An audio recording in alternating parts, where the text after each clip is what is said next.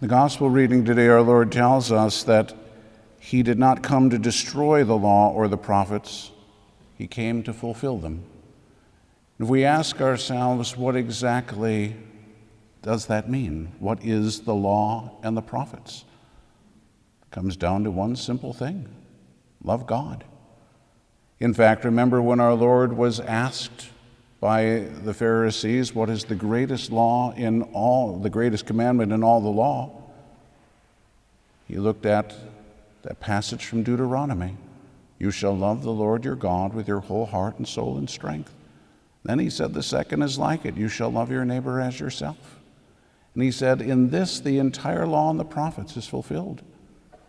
St. Paul said something similar when he talked about the fact that if we love our neighbor, we've fulfilled the law.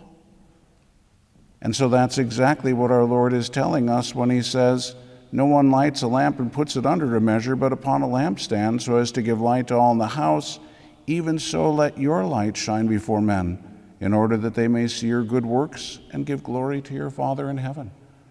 And so it's by our goodness that we are going to be able to bring Christ into the world. Remember, he is the light, and he is within us. And so our task is to allow him to radiate through us. That doesn't mean by glowing in the dark, but rather it means through charity, through the way that we treat others, through the way that we act toward others. We think about what it tells us in the Acts of the Apostles about St. Stephen, and it says his face was like that of an angel. His focus was on the Lord. They were throwing all kinds of accusations at him. They were doing all kinds of horrible things to him. He didn't lash out. He didn't fight back. He just simply turned to the Lord. And so that's something that all of us are able to do as well. It's not what comes naturally to us. We have to recognize that. And this is, again, if we have any question about how much we have been affected by sin, remember, we're made in the image and likeness of God. And being made in the image and likeness of God, it means that we were made to do what God does. God is love.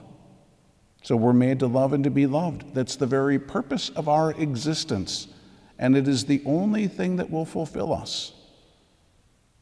And yet, sin messed us up so badly that God had to become one of us and command us to do the very thing that we were created to do. How bizarre is that? And now we live in a country which is trying to tell us that the only thing that's going to fulfill us is selfishness. It's about looking out for number one. It's all about me. It's getting more stuff or whatever it might be. And how many fulfilled people have you ever met? They're not. It's amazing, however, if you talk to somebody who has almost nothing, but they've got a good prayer life, they're fulfilled. They're joyful. They're charitable. They love God and they love the people around them because they're not looking at themselves.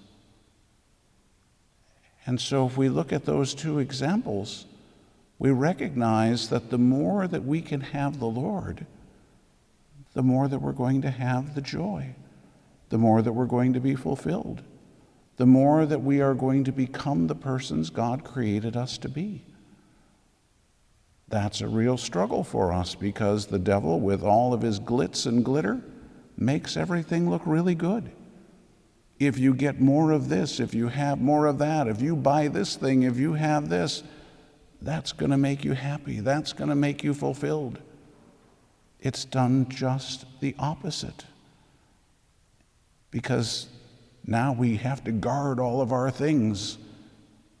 And we get angry if anybody comes near them. And we hoard them, and we become frustrated. We become selfish. There's no freedom.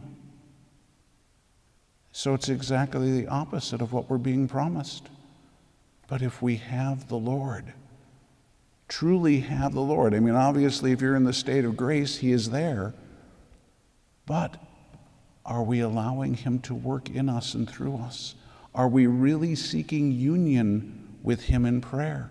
going deeper and deeper and deeper into the mystery of the very person of Jesus Christ who dwells within us. Indeed, the Holy Trinity who dwells within us.